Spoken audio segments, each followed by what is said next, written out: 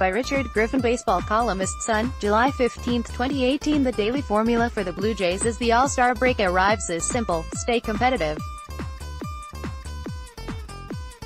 Make a key misplay that sets their opponent up for early runs.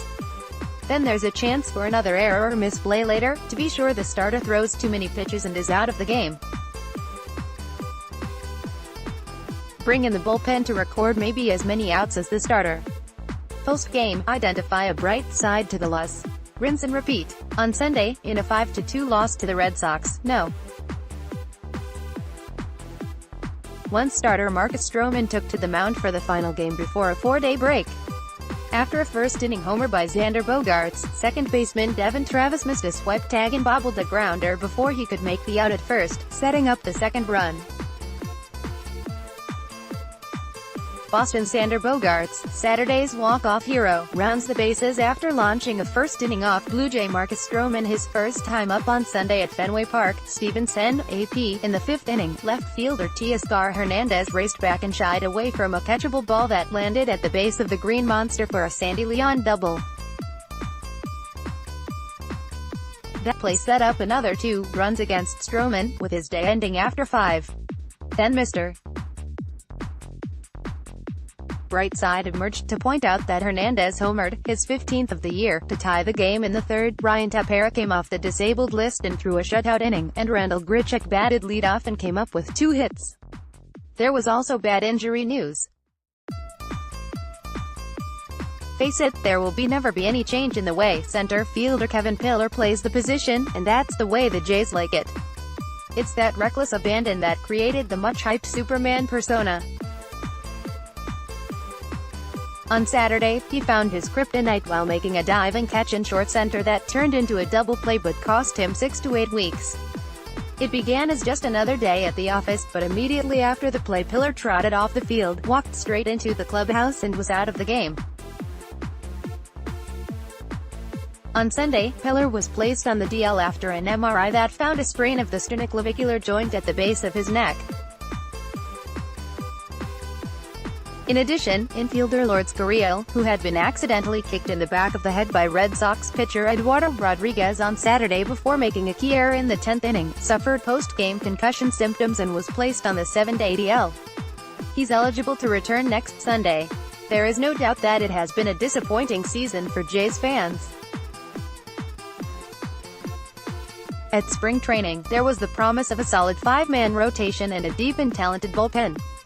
There was a motivated Josh Donaldson at third base and a recovering shortstop Troy Tulowitzki, who had already resumed running after a scary ankle injury before being struck down by bone spurs mid-spring. There was Justin Smoke, a breakout performer at first base in 2017, and Russell Martin, who replaced Yoga with a return to weight training that promised to bring his offense back. How'd all that work out? The Jays enter the break headed in the wrong direction, still slammed by injuries and with little light at the end of the 2018 tunnel. Over the past 20 years, this season may rank as one of the 5 most disappointing for Jays fans at this point in the schedule. The others since 1998, in chronological order: 2004, they were coming off an 86-76 finish the previous year, in which Roy Halladay posted a 22-7 record and 3.25 ERA.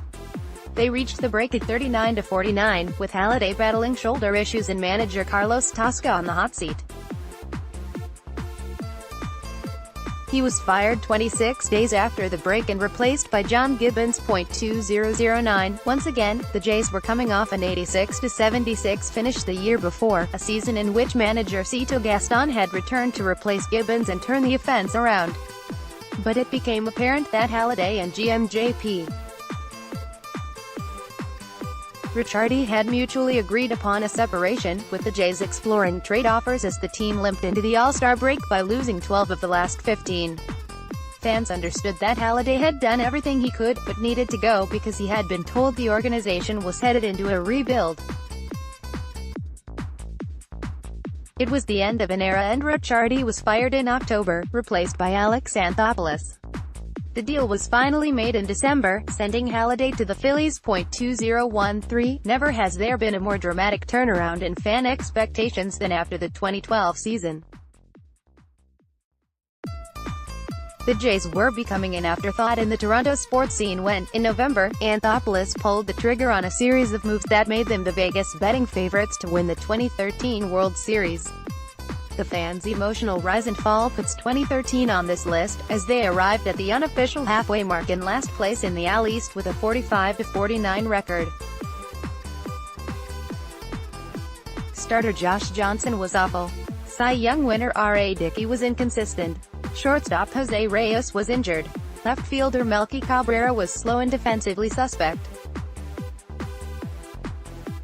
Fans fell off the bandwagon in a hurry. 2017. They were coming off seasons of 93 and 89 wins, advancing to the AL Championship Series in both 2015 and 2016.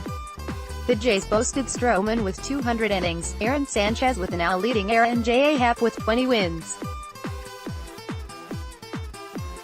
The team had 6 players with 20-plus homers, a total of 221 in all.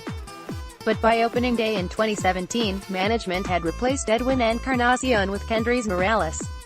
Jose Bautista resigned, but his numbers collapsed. They had a horrible April and never reached .500. By 2018 spring training, optimism had returned.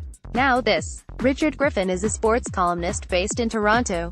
Follow him on Twitter, @GriffinStar. Sports action and reaction delivered to your inbox. New NEWSLETTERSPORTSSIGN up.